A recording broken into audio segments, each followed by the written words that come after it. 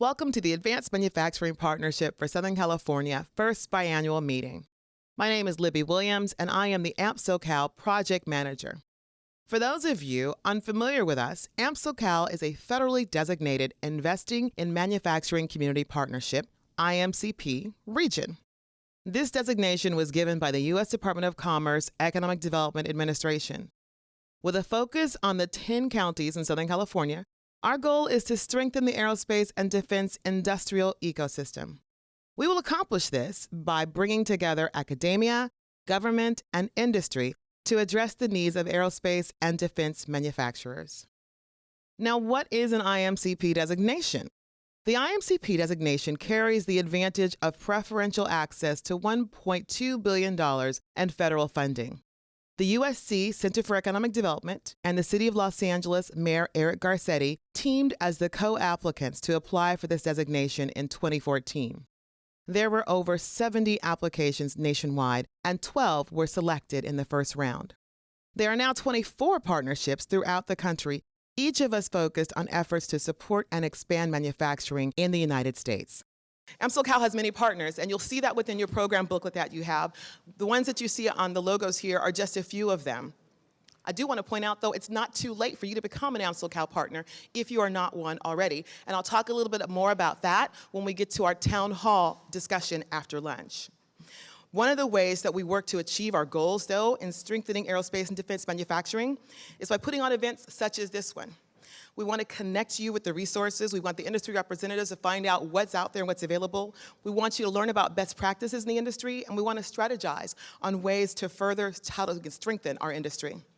Each quarter, SoCal also hosts innovation forums. And these are specifically for manufacturers to offer you help with different resources and things that we can offer to help get through the barriers that you might be dealing with. For example, in December of last year, we had one on how to apply, actually should I say, a winning proposal with Marie Talnack on how to apply for the Department of Energy's Small Business Voucher Program. In March, we hosted one on how to write a proposal for SBIR funding.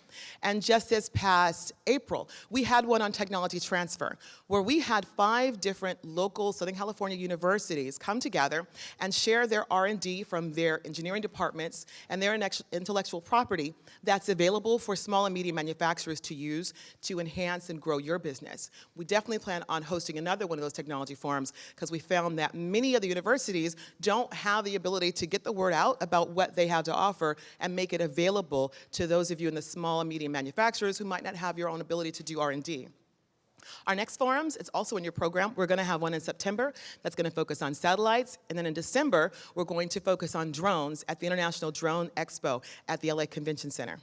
We also do outreach at various Space Tech Expo that was in Pasadena this early spring, and also AeroDef Show. So we try to make sure we get out to the community and let you know we're here, there are resources, but we also need you to share with us what you need to help you grow. But our goals for Southern California Aerospace and Defense Manufacturing region are simple. They are this. They are to create and retain jobs. They are to increase sales and export. They are to increase the number of small and medium manufacturers adopting advanced manufacturing technologies. And they are to train and educate their workforce with industry's help. That's the key. We've got to get your help in order to do this.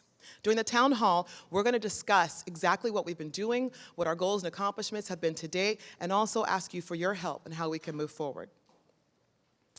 Now, at this point, we'd like to say thank you to our sponsors. First and foremost, to our platinum sponsor, I want to thank Northrop Grumman for coming on board and being a support to us.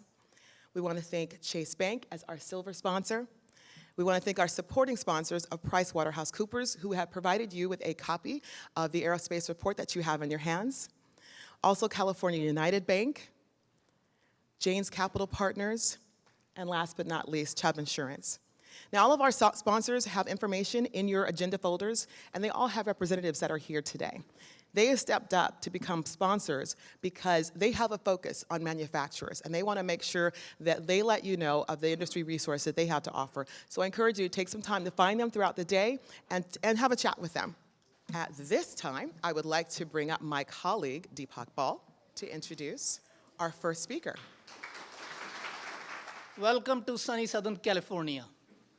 So, on behalf of the USC Center for Economic Development, my boss, Leonard Mitchell, who is MIA right now, my colleague, Dion Jackson, fellow Trojans, and the entire CED staff, let me welcome you to the first biannual SoCal meeting. We are fortunate to have in our midst senior leadership from the Economic Development Administration, US Department of Commerce, the US Department of Defense, Office of Economic Adjustment, industry, academic, and local government partners, manufacturers, entrepreneurs, and economic development practitioners. We welcome you all. So, I'm here to introduce Assistant Secretary Williams.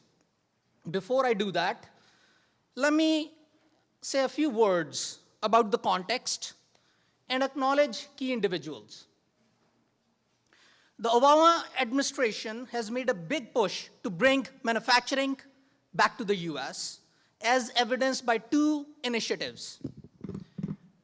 Those are investing in Manufacturing Communities Partnerships, IMCP, and the National Network for Manufacturing Initiative, NNMI.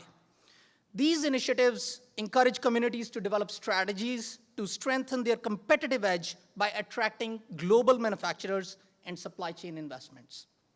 They also provide manufacturing research infrastructure where industry and academia collaborate to solve industry-relevant problems. We are grateful to the administration for the manufacturing community designation.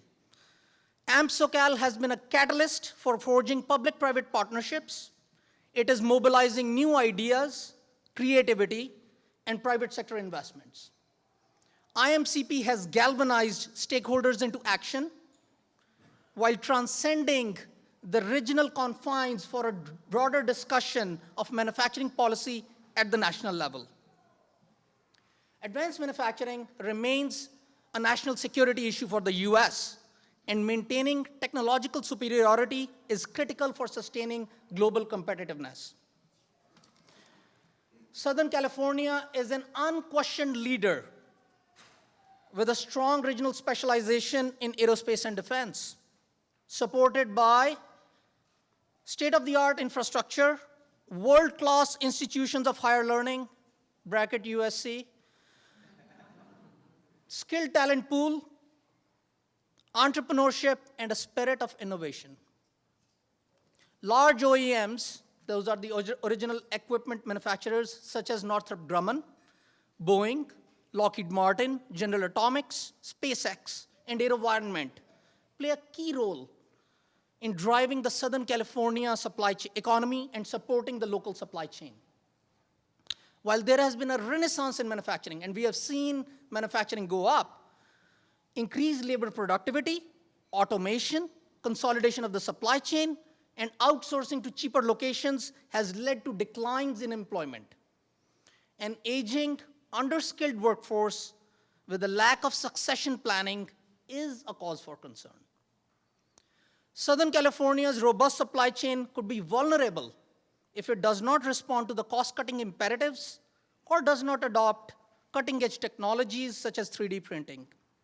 And the workforce needs 21st century skills to participate in a global and a knowledge-dependent economy. Businesses are undergoing a disruptive process of transformation that accompanies innovations as new processes and products are emerging. I invoke the economist Schumpeter, who talks about creative destruction. Creative destruction is at play in Southern California. New opportunities are emerging in defense-adjacent spaces, such as cybersecurity, commercial applications for drones, for agriculture, remote sensing, policing, and package delivery, all right? Amazon is thinking of package delivery. Also, the commercial, the defense-adjacent sector, we're looking at satellites for communications and space travel for fun. Virgin Galactic makes its home here. So, we contend that in order to compete globally in manufacturing, we must continue to innovate and differentiate and export competitively worldwide. We need the talent pipeline and a business environment that is conducive to growth. And most importantly, we need plans, big plans. No little plans, as Daniel Burnham said, they have no magic to stir men's blood, and probably themselves will not be realized. Make big plans. Aim high in hope and work.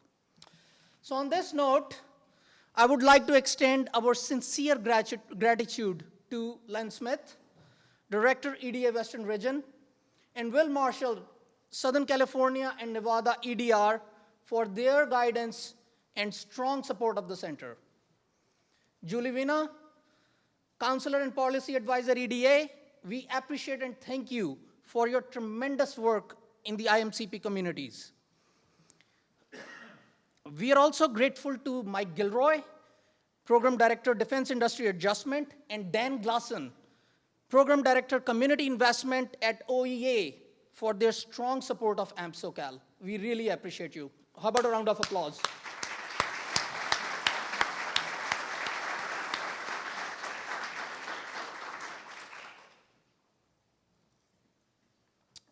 And to our AMP SoCal partners, we say thank you. It takes a village. Yes, it does. We are successful only with your contribution and support. Ladies and gentlemen, it is my honor and privilege to now introduce Assistant Secretary of Commerce for Economic Development, Jay Williams. As the Administrator of EDA, Secretary Williams is charged with leading the federal economic development agenda by promoting innovation and competitiveness, preparing American regions for growth and success in a global economy. Prior to joining the Department of Commerce, Secretary Williams served as the Executive Director of the Office of Recovery for Auto Communities and Workers.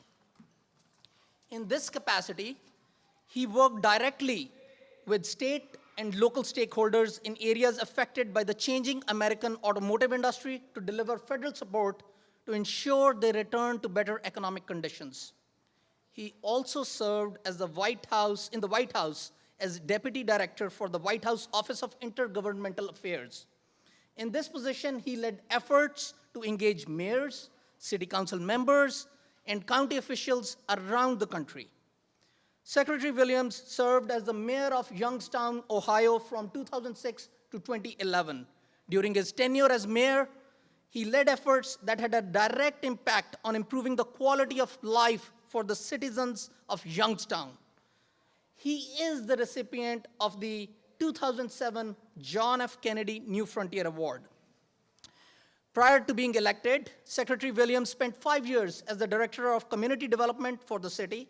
Before transitioning into public service, he enjoyed a distinguished career in banking. He was raised in Youngstown, born and raised in Youngstown. Sir, we are glad you have graced this occasion. Your work has made a profound impact, I would say, in creating opportunities in distressed areas. Critical investments under your leadership in infrastructure and technology have led to new jobs, business development, and wealth creation. Through public-private partnerships, you have raised the profile of EDA, taking it to a new and higher level of engagement and service delivery. We celebrate and applaud your work. Thank you. Would you please join me in giving a warm welcome to Secretary Williams? Good morning.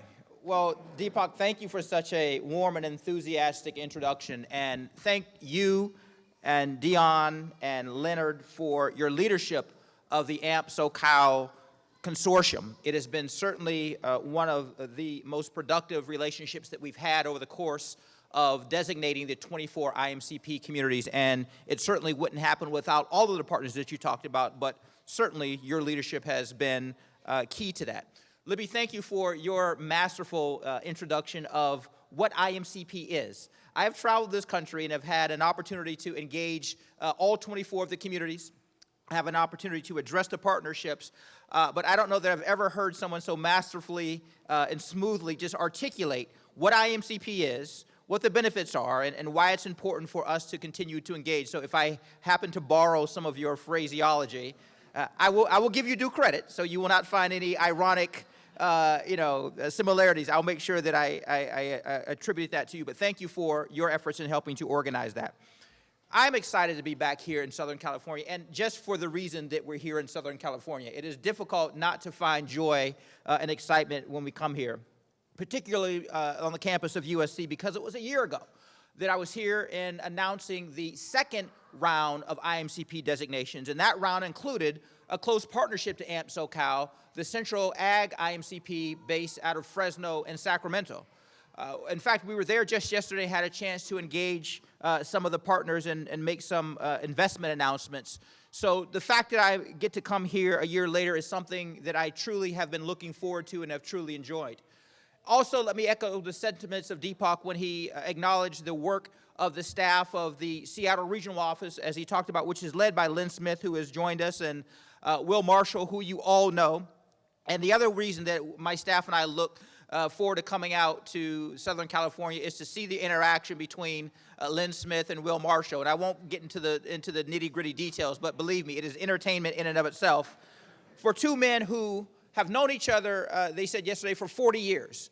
But when I see the interaction, when I see them as we drive through California, Los Angeles, talk about the projects, literally pointing to developments that they have done, pointing to projects and initiatives that they've worked on, it really speaks to the level of commitment and determination that both of these individuals have demonstrated to this region, and for that, I thank both of you. We also, I'm blessed beyond measure to have such a talented staff. Julie Winna, who leads our IMCP designation for all 24 communities. Breland Pete, who oversees all of our external affairs to make sure that the message of the work that we're doing, but more importantly, the message of the work that the partnerships are doing, are communicated across the country. So thank you all for your work, and again, the folks from our colleagues from the Department of Defense and from the Department of Commerce, Bureau of Industry and Security, thank you all for the work that you do. We laughed, we work probably 3 floors from each other, and it takes us coming all the way out to Southern California before we can actually have an opportunity to engage, but really we appreciate the work that you do, without which we would not be as effective as we are. We're here today, as you all know, because manufacturing matters. There have been a number of experts and pundits who, over the course of the past several years, have been ready and eager to write the obituary of U.S. manufacturing. But manufacturing, as much as it has been a part of our history, it remains a critical part of our future. And from the very earliest days of this administration, the President made it very clear that manufacturing was going to be a critical cornerstone of this administration's agenda. Because between 2000 and 2010, we saw a precipitous decline in U.S. manufacturing. There were very legitimate reasons to have concern, but before he even took office, and crediting the previous administration, but then advanced by this president, he was not going to allow the U.S. automotive manufacturing to decline, which would have, by estimates of a number of economists, not only had the immediate impact from all 3 of the automakers, although it was GM and Chrysler who are in the most critical condition. Alan Mulally, CEO of Ford, said had GM and Chrysler been allowed to collapse, it would have irreparably harmed Ford. And then there would have been an additional 1 million jobs because of the interdependency of the supply chain and all the things that are connected to that manufacturing sector. So the President made it very clear that that was not going to happen, and he was going to make an investment not just in U.S. manufacturing, but in U.S. manufacturing workers.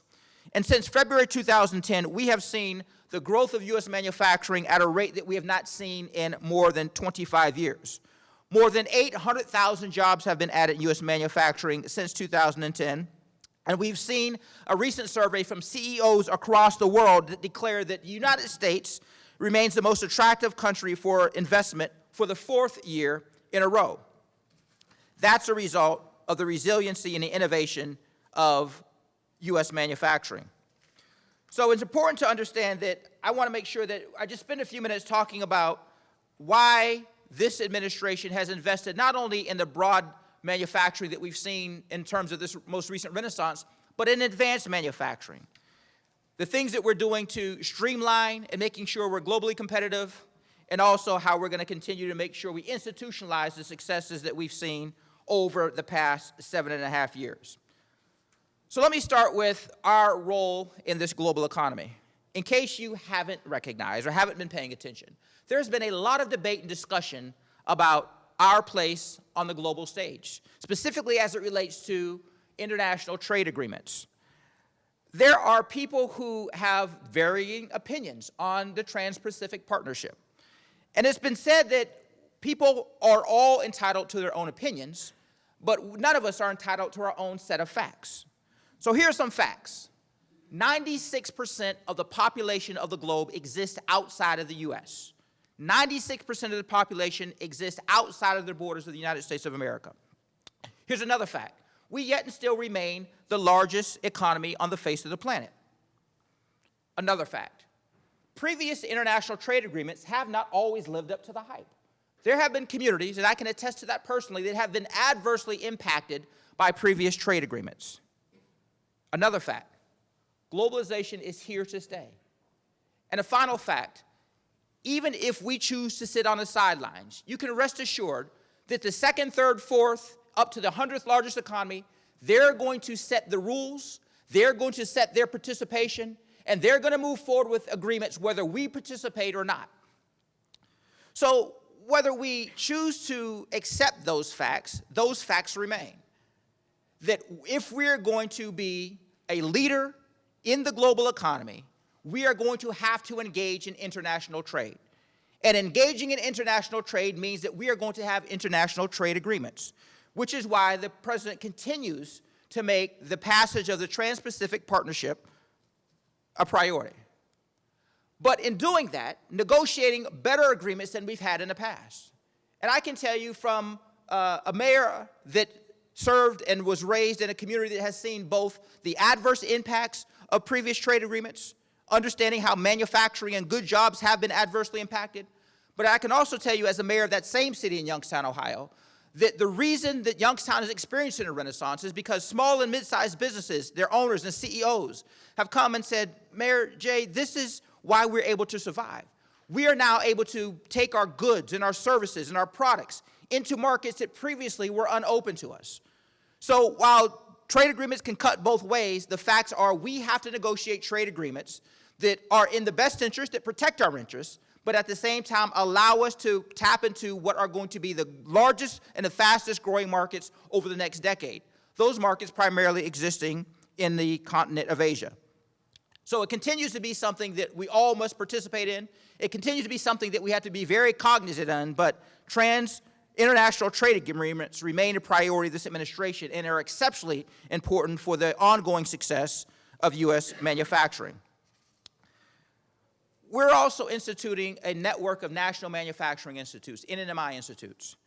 These institutes are helping us to make sure that we solidify the gains, that we continue to innovate, continue to make investments that are strategically aligned for the long-term benefit of the U.S. economy. And as Deepak also talked about, it's in the interest of U.S. security. Each of the national manufacturing institutes that have been established across the country serve as a leader in workforce training in their particular areas, helping to bring together collaborative partnerships, both across industry and academia. This is something that we have fallen behind on with respect to our international partners. The country of Germany has over 60 Fraunhofer institutes. They've made a concerted effort to establish manufacturing specialties across the German economy. If we underinvest in our future, we will continue to be left behind. So the institutes that have been established will bring together a consortium of, again, nearly 200 partners across academia, industry, nonprofits, hailing from more than 30 states to spur advances in, for example, smart sensors, digital process controls, 3D printing, additive manufacturing. Across this country, the National Network of Manufacturing Institutes remain a critical cornerstone, again, of the agenda of the President with respect to advancing U.S. manufacturing. And of course, another component, which is why we're here today with this first meeting, is our IMCP designations. Having those 24 IMCP communities across the country helps better position our regions and their assets and their partnerships to solidify. I am proud that EDA was designated as the lead federal agency for IMCP, but again, it is a multi-agency initiative designed to revolutionize the way federal agencies interact not only with the public and the stakeholders, but the way we interact with one another. For far too long, there have been silos in which we've operated.